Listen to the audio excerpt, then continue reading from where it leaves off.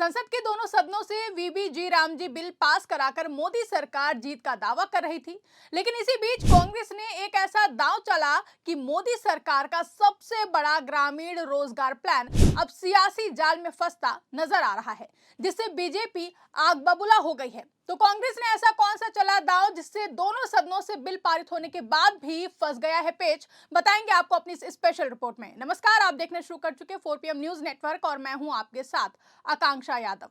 दोस्तों, दोनों सदनों से पारित होने के बाद भी विकसित भारत ग्रामीण फॉर रोजगार और आजीविका मिशन ग्रामीण यानी कि वीबीजी रामजी बिल पर सियासी घमासान थमने का नाम नहीं ले रहा है। मनरेगा की जगह लाए गए इस कानून को मोदी सरकार ग्रामीण भारत में रोजगार सुधार का ऐतिहासिक कदम बता रही है, लेकिन कांग्रेस इसे गरीबों से रोजगार छीनने की साजिश करार दे रही है। अब कांग्रेस ने एक ऐसा संसदीय दांव चल दिया है जिससे बिल पर कानूनी मुहर लगने से पहले ही विवाद नई ऊंचाई पर पहुंच गया है। दरअसल ग्रामीण विकास और पंचायती राज पर संसद की स्थायी समिति के अध्यक्ष और कांग्रेस सांसद सबगिरी शंकर उलाका ने 29 दिसंबर को समिति की एक बैठक बुला ली है। इस बैठक के एजेंडे में वीबीजी रामजी बिल पर ग्रामीण विकास मंत्रालय की प्रस्तुति और उसकी तुलना यूपीए सरकार के दौर की मनरेगा योजना से करने का फैसला किया गया है। यही वो दांव है जिससे बीजेपी को कांग्रेस की मंशा पर शक हो गया है। बीजेपी का तर्क साफ है कि यह बिल संसद से पारित हो चुका है, लेकिन अभी राष्ट्रपति की मंजूरी का इंतजार कर रहा है। जब तक गजट में अधिसूचना नहीं होती तब तक ये कानून नहीं बनता। ऐसे में स्थायी समिति द्वारा इस पर चर्चा करना न सिर्फ संसदीय परंपराओं के खिलाफ है, बल्कि सरकार के मुताबिक ये राजनीतिक दबाव बनाने की एक कोशिश भी है। टाइम्स ऑफ इंडिया की रिपोर्ट के अनुसार समिति के सदस्य और बीजेपी सांसद विवेक ठाकुर ने इस कदम को विचारहीनता बताया है। उनका कहना है कि संसद से हाल ही में पारित किसी बिल पर समिति बहस नहीं कर सकती। समिति केवल किसी कानून के क्रियान्वयन की समीक्षा कर सकती है, न कि उसके राजनीतिक मूल्यांकन या फिर तुलना का मंच बन सकती है। लेकिन कांग्रेस का जवाब भी उतना ही तीखा है। कांग्रेस का कहना है कि जब सरकार खुद मनरेगा जैसे ऐतिहासिक कानून को हटाकर नया मॉडल लाना चाहती है, तो संसद की स्थायी समिति का दायित्व बनता है कि वो इसकी गहन समीक्षा करे।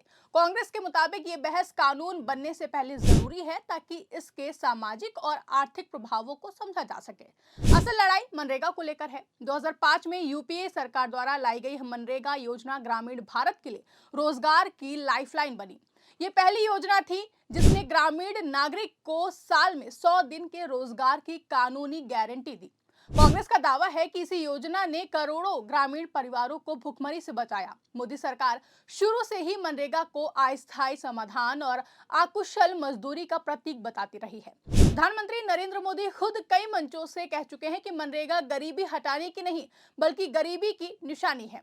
अब वीबीजी रामजी बिल के जरिए सरकार रोजगार की गारंटी को स्किल आधारित और मिशन मोड में लागू करना चाहती है, जबकि सरकार का तर्क है कि वीबीजी रामजी सिर्फ मजदूरी नहीं देगा बल्कि ग्रामीण अर्थव्यवस्था को आत्मनिर्भर बनाएगा। इसमें स्किल ट्रेनिंग, ग्रामीण उद्यमिता, लोकल इंफ्रास्ट्रक्चर और आजीविका मिशन को जोड़ा गया है। सरकार इसे विकसित भारत के रोड मैप का अहम हिस्सा बता रही है, लेकिन कांग्रेस को डर है कि इस नए मॉडल में रोजगार की कानूनी गारंटी कमजोर हो जाएगी। मनरेगा में जहां काम मांगने पर रोजगार देना सरकार की बाध्यता थी, वहीं वीबीजी रामजी में मिशन आधारित ढांचा होने से ये जिम्मेदारी बिखर सकती है और यही वो बिंदु है जिसे कांग्रेस राजनीतिक हथियार बना रही है। संसदीय समिति की बैठक बुलाकर कांग्रेस ने सरकार को असहज स्थिति में डाल दिया है। एक तरफ सरकार राष्ट्रपति की मंजूरी के बाद कानून लागू करने की तैयारी में है, तो वहीं दूसरी तरफ समिति में बैठक कर उसे मनरेगा से तुलना करनी पड़ सकती है।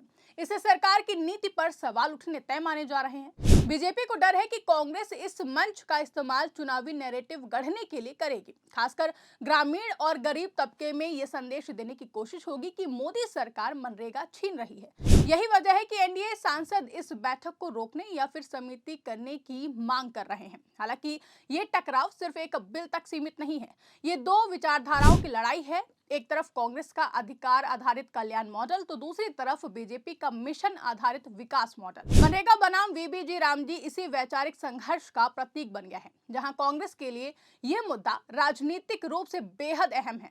पार्टी लगातार आरोप लगाती रही है कि मोदी सरकार मनरेगा के बजट में कटौती कर रही है, काम के दिन घटा रही है और भुगतान में देरी कर रही है। वीबी जी राम जी बिल को विपक्ष इसी नीति की अगली कड़ी बता रहा है। वहीं सरकार का कहना है कि मनरेगा में भारी भ्रष्टाचार, फर्जी जॉब कार्ड और अकुशल काम की समस्या रही है। वीबी जी राम जी के जरिए सरकार तकनीक, डायरेक्ट बेनिफिट ट्रांसफर और स्किल मैपिंग को जोड़कर सिस्टम को पारदर्शी बनाना चाहती है। हालांकि इस पर कानूनी जानकारों की राय भी बटी हुई है। कुछ विशेषज्ञ मानते हैं कि स्थायी समिति संसद से पारित बिल पर चर्चा कर सकती है, बशर्ते वो सिफारिश स्वरूप में हो।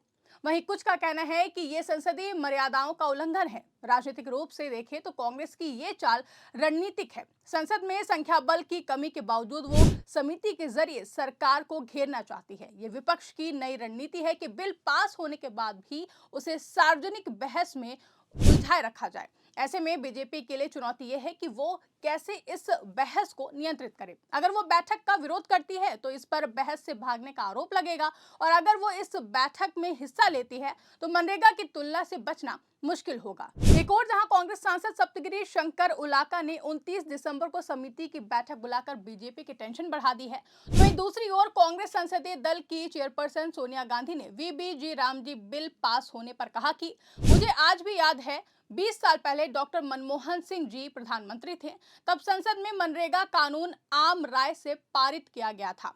ये ऐसा क्रांतिकारी कदम था जिसका फायदा करोड़ों ग्रामीण परिवारों को मिला था। खासतौर पर वंचित, शोषित, गरीब और अति गरीब लोगों के लिए रोजी रोटी का जरिया बना। रोजगार के लिए अपनी माटी, अपना गांव, अपना घर परिवार छोड़कर पलायन करने पर रोक लगी। रोजगार का कानूनी हक दिया गया, साथ ही ग्राम पंचायतों को ताकत मिली। मनरेगा के जरिए महात्मा गांधी के ग्राम स्वराज के सपनों के भारत की ओर एक ठोस कदम उठाया गया।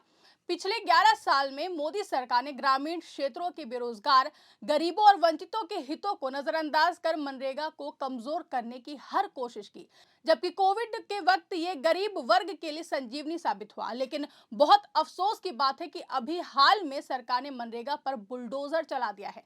न सिर्फ महात्मा गांधी का नाम हटाया गया, बल्कि मनरेगा का रूप स्वरूप बिना विचार विमर्श किए, बिना किसी सलाह मशवरा किए, बिना विपक्ष को विश्वास में लिए मनमाने ढंग से बदल दिया गया है। कांग्रेस के इस रुख से इतना तो तय है कि ये लड़ाई सिर्फ संसद के गलियारों तक सीमित नहीं रहेगी, इसका असर गांव-गांव तक जाएगा। मनरेगा बनाम वीबी जी राम जी का सवाल आने वाले चुनावों में भी बड़ा मुद्दा बन सकता है। ऐसे में कांग्रेस इसी उम्मीद पर दांव खेल रही है। वो चाहती है कि राष्ट्रपति की मंजूरी से पहले ही इस बिल पर इतना शोर मच जाए कि सरकार को बैकफुट पर आना पड़े, या फिर कम से कम संशोधन करने पड़े। इस तरह संसद के दोनों सदनों से बिल पारित होने के बावजूद कांग्रेस ने अपनी नई चाल से पेच फंसा दिया है। ऐसे में अब देखना अहम होगा कि ये रणनीति मोदी सरकार की ग्रामीण रोजगार नीति को कितना प्रभावित करती है, और क्या वीबी जी राम जी मनरेगा की जगह ले पाएगा, या फिर राजनीतिक घमासान में उलझकर ही यूं ही रह जाएगा। ये भी देखने में काफी ज्यादा अहम होगा। फिलहाल के लिए इस खबर में बस इतना ही। खबर को आप किस एंगल से देखते हैं, इस पूरी खबर पर आपका क्या कुछ विचार है, कमेंट करके हमें जरूर बताएं।